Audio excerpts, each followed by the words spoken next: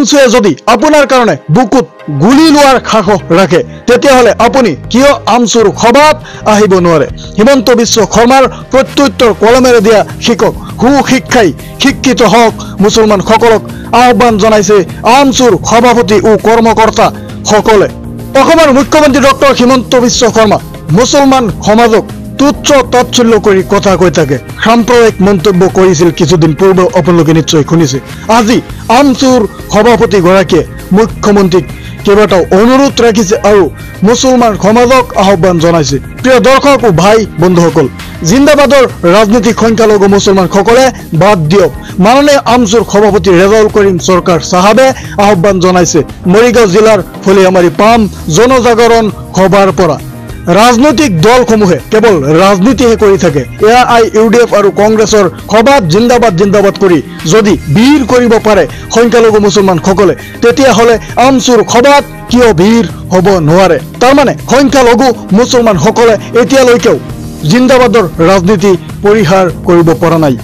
AIUDF আৰু কংগ্ৰেছে কেৱল ৰাজনীতিহে কৰি গৈছে, কিন্তু আমচুৱে সমাজৰ কাৰণে বুকুত গুলি ল'ব বিচাৰিছে। সংখ্যালঘু মুছলমান ৰাইজক আহ্বান জনাইছে মাননীয় আমচুৰ সভাপতিগৰাকীয়ে। প্ৰিয় দৰ্শক ও ভাই বন্ধুসকল, যদি আপোনালোকে ভিডিঅ'টো চাই আছে, ভিডিঅ'টো এটাকৈ শ্বেয়াৰ কৰিব। যদি ফেচবুকত চাই আছে, ফেচবুক এই পেজটোক, নতুন পেজটোক ফ'ল' কৰি ৰাখক। যদি ইউটিউব চেনেলত চাই আছে, ইউটিউব চেনেলটোক এটা ছাবস্ক্ৰাইব কৰি ৰাখক। আমাক সাপোৰ্ট কৰাৰ প্ৰয়োজন আছে। আমচুৱে যদি আপোনাৰ কাৰণে বুকুত গুলি লোৱাৰ সাহস ৰাখে তেতিয়াহ'লে আপুনি কিয় আমচুৰ সভাত আহিব নোৱাৰে?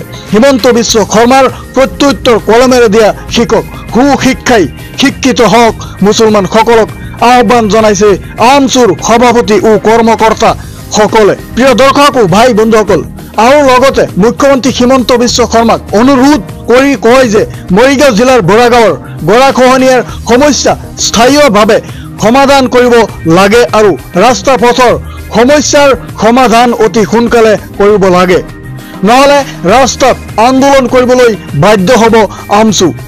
আমচুৰ সভাপতিগৰাকীয়ে অনুৰোধ ৰাখিছে অসমৰ মুখ্যমন্ত্ৰী ডক্টৰ হিমন্ত বিশ্ব শৰ্মা ডাঙৰীয়ালৈ।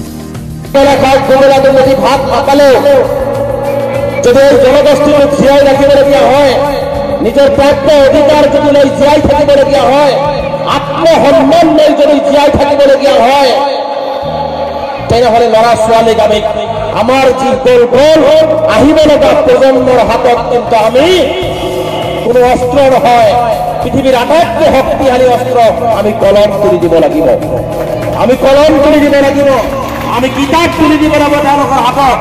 তেতিয়াহ'লে সেই জাতিটো জীয়াই থাকিব। অন্যথা এই জাতিটো এদিনাখন যি ধৰণে অসমৰ মুখ্যমন্ত্ৰীয়ে আক্ৰমণ আৰম্ভ কৰিছে, যি ধৰণে অসমৰ মুখ্যমন্ত্ৰী হিমন্ত বিশ্ব শৰ্মাই তিলে তিলে এই জাতিটোক শেষ কৰিব বিচাৰিছে, এই জাতিটোক কিন্তু উদ্ধাৰ কৰিব নোৱাৰে। সেইকাৰণে মই আহ্বান জনাইছো মুখ্যমন্ত্ৰী হিমন্ত বিশ্ব শৰ্মা ডাঙৰীয়াৰ সংখ্যালঘুৰ ওপৰত অন্যায় আৰু ষড়যন্ত্ৰ হেৰাবৰ কাৰণে সন্তানক মানুহৰ দৰে মানুহ হিচাপে কৰি তোলক, মানুহৰ দৰে মানুহ হিচাপে কৰি তোলক, ড্ৰাগছ বেপাৰী হিচাপে কৰি তুলিব, চিঞৰ হিচাপে কৰি তুলিব, অপৰাধী হিচাপে কৰি তুলিব, মানুহ হিচাপে কৰি তোলক। যি মানুহে, যি সন্তানে মানুহ হয়, শিক্ষাৰে শিক্ষিত হয়, হাতত থকা আটাইতকৈ ডাঙৰ অস্ত্ৰ কলমৰ জৰিয়তে হিমন্ত বিশ্ব শৰ্মাৰ বিস্ফোৰক কপাল নিজৰ অধিকাৰ মাক দেউতাকৰ লগতে জাতিটোক আনি দিব পাৰে। এই সংকল্প ল'ব লাগিব। সেইকাৰণে মই আপোনালোকক বিনম্ৰতাৰে আহ্বান জনাইছো। আজি আমচু সভা পাতিলে মানুহৰ সংখ্যা কম হয়, কিন্তু কংগ্ৰেছ আৰু AUDFৰ চিন্তাবাদ মাৰিবৰ কাৰণে হাজাৰ হাজাৰ মানুহ আহিব। এটা কথা মনত ৰাখিব, এই কংগ্ৰেছ আৰু AUDFে কিন্তু জাতিটো উদ্ধাৰ কৰিব নোৱাৰে, কেৱল ৰাজনীতিহে কৰিব।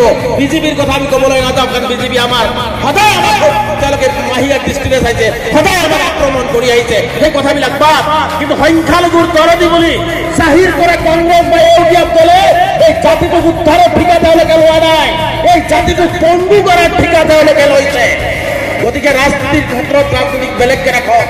মই এটাই অনুৰোধ জনাম, আমি অন্তত 2031 চনৰ ভিতৰত আমি আমাৰ ব্ৰেইনৰ পৰা ৰাজনৈতিক গন্ধবিলাক দূৰ কৰি আমি কেনেকে নিজৰ ভৰিৰ ওপৰত নিজে থিয় হৈ সেই এমএলএ মন্ত্ৰীৰ প্ৰতি কোন দিশপুৰত হয় সেইবোৰে ঠিকা নলয় আপোনাৰ সন্তানক দিল্লী দিশপুৰত কেনেকে পঢ়ুৱাব পাৰে এই সংকল্প আমি ল'ব লাগিব এই সংকল্প আমি ল'ব লাগিব বিকল্প ৰাস্তা নাই বিকল্প কোনো ৰাস্তা নাই এটা কথা মনত ৰাখিব এই ইছলাম ধৰ্মৰ তহবাদত আমি কোৰআনত বিশ্বাস কৰো এই জাতিটোৱে আজি কোৰআনৰ প্ৰথম শব্দটো আমল কৰিব নোৱাৰাৰ কাৰণে আজি আমি আক্ৰমণৰ বলি হৈছো কোৰআনত প্ৰথমতে লিখা আছে ইচ্ছা পঢ়া শিকা আৰু এই জাতিটো বাদ দি আমি কাৰোবাক জিন্দাবাদ কৰা ৰাজনীতি আৰম্ভ কৰিছো জিন্দাবাদৰ ৰাজনীতি বাদ দিয়ক এইটো 2024 চন হিমন্ত বিশ্ব শৰ্মাই যিদৰে কাগজে কলমে মাৰিব কৰিছে এই কাগজে কলমে